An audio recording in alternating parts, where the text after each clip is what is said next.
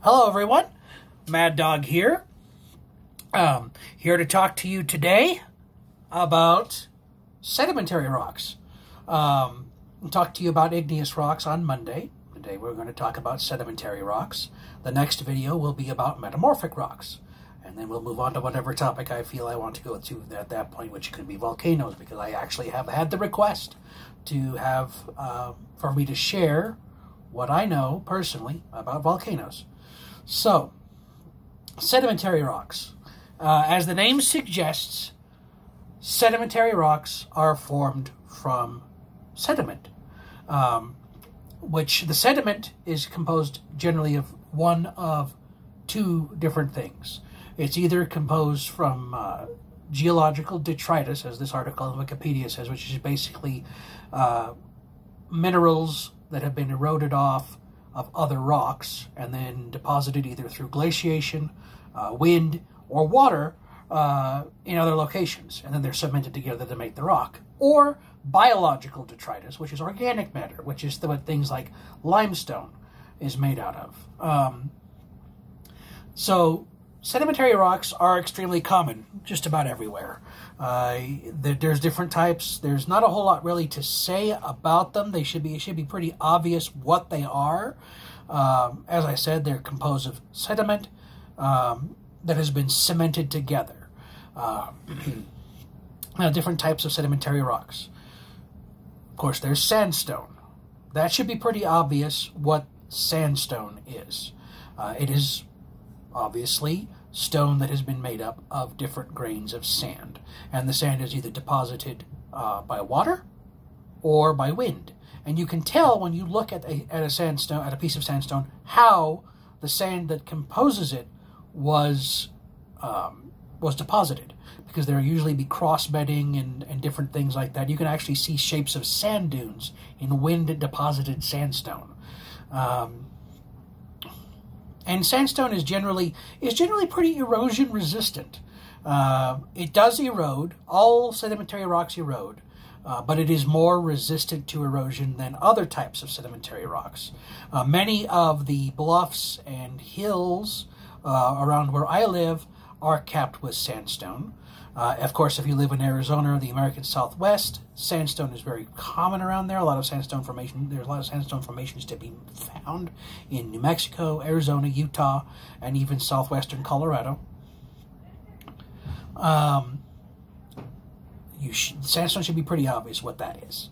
Another type of that's a sedimentary rock that's made out of obviously geological deposits that's created by erosion of other types of rocks, which the erosion can be both from metamorphic and igneous rocks.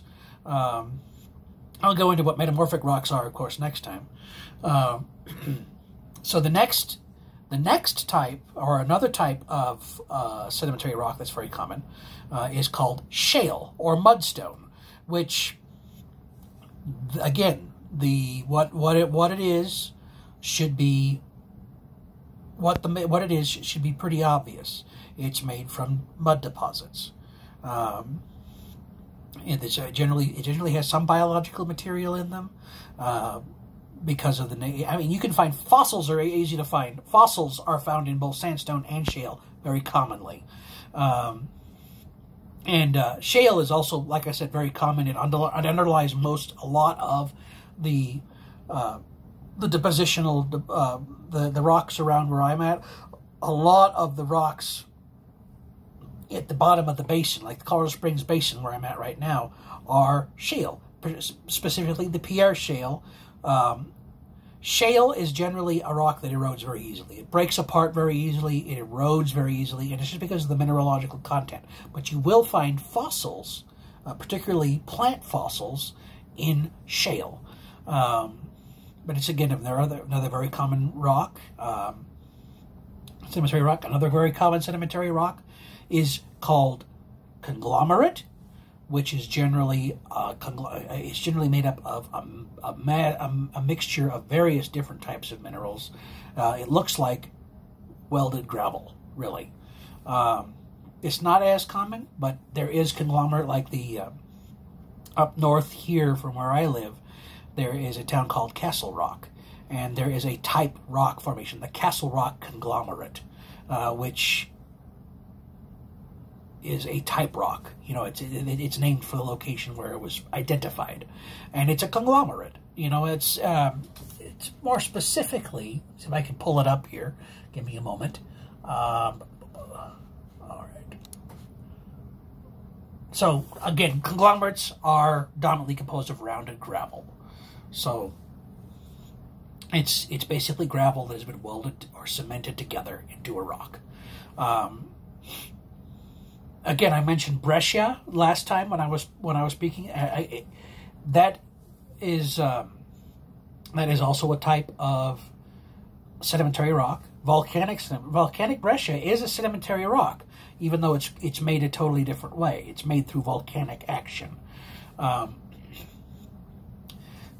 And then, of course, we got another very common type of sedimentary rock is limestone, which is made from the solidified skeletons, literally, of microscopic or miniature marine organisms. It's basically coral, in a lot of cases, corals or reefs or things like that have solidified over time into rock. And limestones are very interesting. They're porous, but they're actually rather erosion resistant. Now what'll happen is there's calcium carbonate in the rock because it's made from skeletons. So water will trickle down into the limestone, and it will react with the calcium carbonate to make carbolic acid. So you'll get solution caverns in limestone. That's where you get the big caverns like Carlsbad Cavern, Mammoth Cave back in Kentucky. All of those things are solution caverns in limestone. There's even evidence of that up in Arizona at Montezuma Castle. The Montezuma Well is a sinkhole in limestone, which is made through a similar process. Now, there are also chemical sedimentary rocks.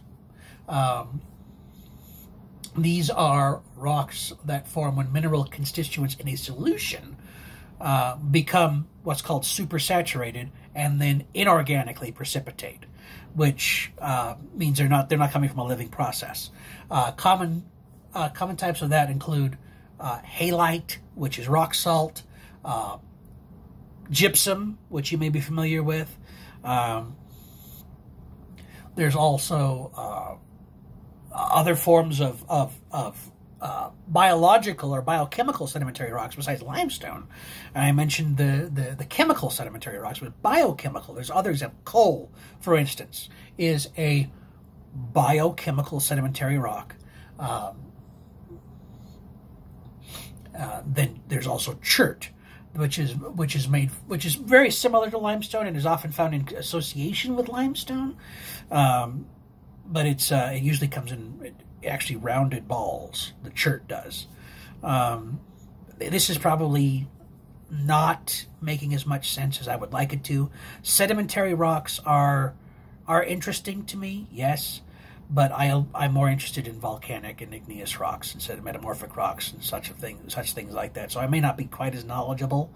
I do apologize if this is not as informative as my igneous rock talk, but basically those are some examples of different sedimentary rock: sandstones, conglomerates, shales, limestone, coal,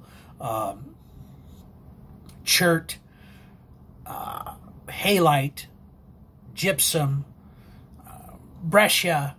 All of those things are examples of sedimentary rocks. And sedimentary rocks are actually deposited on top of each other in a geological column. So you'll have one layer of this. You have one layer of this, of shale, and maybe a layer of limestone, a layer of sandstone, and on and on and on and on up through the geological column. And it's a good way of dating rocks, actually. If you can, that's a good, because they're usually deposited from oldest on the bottom, youngest on the top. And then you just can do different dating methods to date the rocks in between to determine when these rocks were actually deposited. That was actually one of the first ways that geological dating was done, was through using the geological column. That was before they developed radiocarbon dating and other dating techniques as well. So, basically, that's sedimentary rocks for you. It's probably a little more basic and maybe a little more confusing than I would have liked. Maybe I should have written a script out. I've actually thought about writing scripts out for these vlogs, and maybe I should think about doing that. But that's sedimentary rocks for you. The next video will be about metamorphic, which are interesting in and of themselves, and I'm going to have some fun with that one, you'll see. That's all I have for you today. I hope that I did teach you something that you may not have known beforehand. This is Mad Dog signing off. You have a good rest of your day, and I'll see you next time.